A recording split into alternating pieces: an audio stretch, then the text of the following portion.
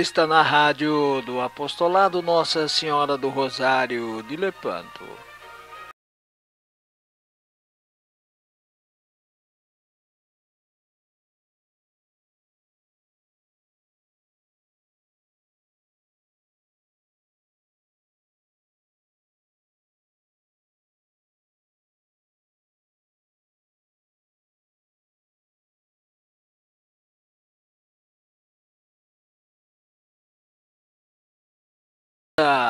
Moral e falsa prudência.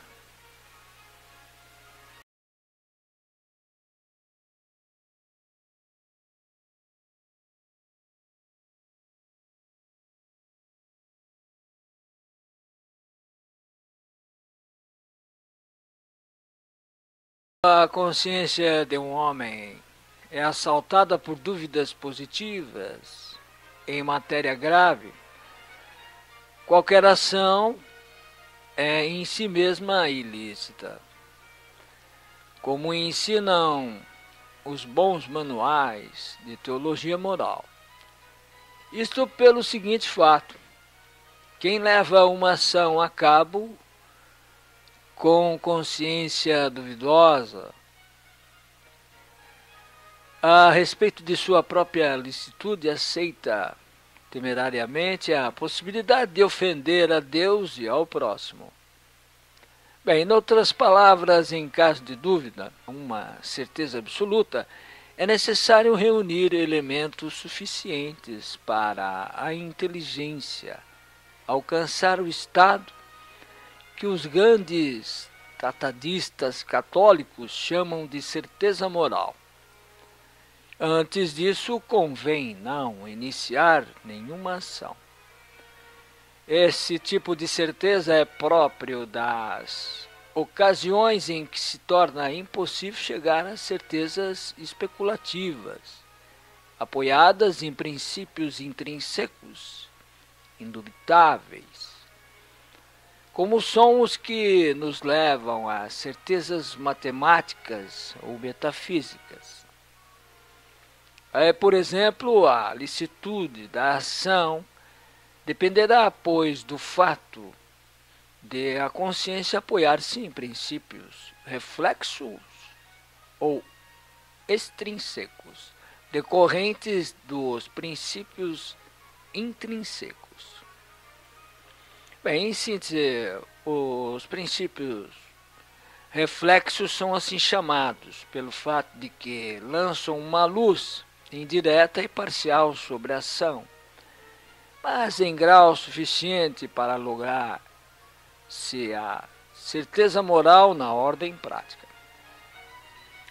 Ressaltemos que a luz, neste caso, não dissipa de todo as trevas especulativas, mas é suficiente para o homem empreender a ação. Analogamente, é como a luz bruxuleante de uma vela, que, embora não ilumine o caminho como perfeição, o faz em nível suficiente para o homem poder seguir em frente sem tropeçar. Eis alguns critérios encontráveis em Santo Afonso de Ligório e outros tratadistas de moral. Em caso de dúvida, é preciso considerar atentamente as normas gerais. E em caso de dúvida, é preciso julgar pelo que ordinariamente se praticou ao longo do tempo. E em caso de dúvida, deve-se pressupor a validez do ato. Em caso de dúvida, é preciso orientar-se pelo que na prática parece ser mais seguro. E também, em caso de dúvida, é preciso considerar se o ato em questão favorece ou contraria a lei, os princípios da ordem moral. E em caso de dúvida, convém colher a opinião de pessoas doutas ou sábias na matéria, e etc. Com tais bússolas um homem se nutre de razões suficientes para chegar à certeza moral. E aí sim, tendo o horizonte, habilita-se a empreender a ação da forma lícita, mesmo quando erra. Esta última advertência não nos custa fazer pelo simples fato de que a especificação do ato moral não se dá pelo resultado prático da ação, mas pela intenção do agente. É esta que define se a ação foi boa ou má, justa ou injusta. Assim, um professor imbuído da reta intenção de ensinar a matéria, mas que por alguma razão acidental não consegue, é moralmente mais digno que o professor negligente, que numa frase fortuita acaba sem querer passando determinado ensinamento ao aluno.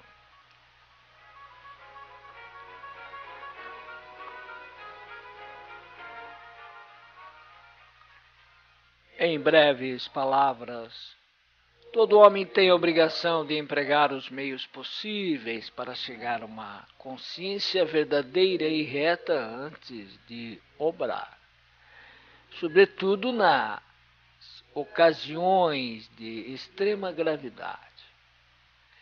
Só assim se pode alcançar a certeza moral que lhe servirá de critério mais ou menos seguro para agir.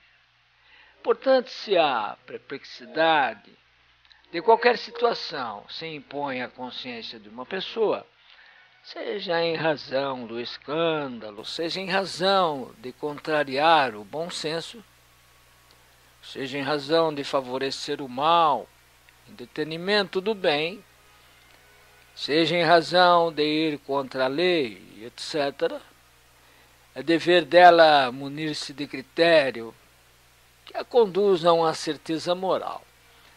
Caso contrário, o pecado de omissão é gravíssimo.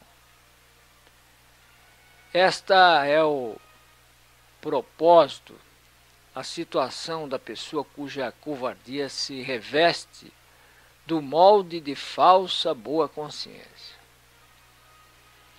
Esta mesma que as faz acusar temerariamente quem não se mantém movidas por amor a um bem maior.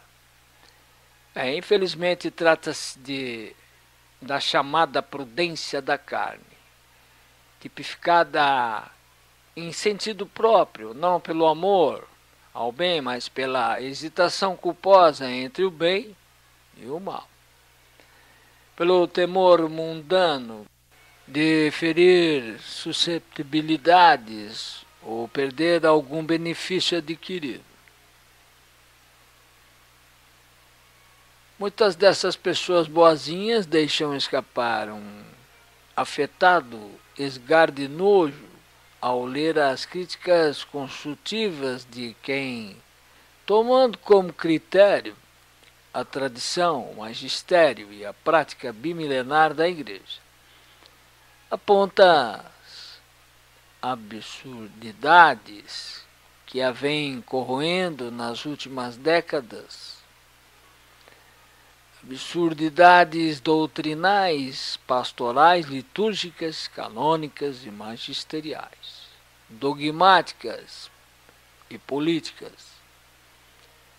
Ora, como esses bons moços desconsideram muitos dos critérios que poderiam levá-los a julgar a situação presente munidos de uma certeza moral, acabam por se tornar acusadores daqueles cuja ação se transforma no incômodo espelho, diante do qual as suas consciências remordem a si mesmas. Na prática, as acusações que engendram são mera autodefesa psicológica, Mecanismo típico da neurose. Pois bem, uma das acusações dessa gente de tão bom coração é ilibidar índole, e é a seguinte. Bem, os tradicionalistas são sede-vacantistas práticos, pessoas movidas por um orgulho insano, manifestado pela desobediência em que caíram.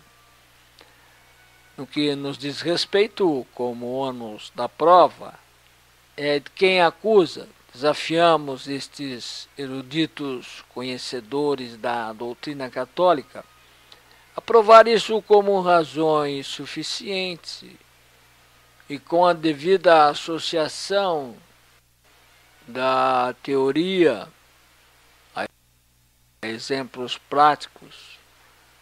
Tipo assim, seria desobediência sede-vacantista apontar publicamente a absurdidade do discurso do Papa Francisco em prol a uma igreja pobre e para os pobres?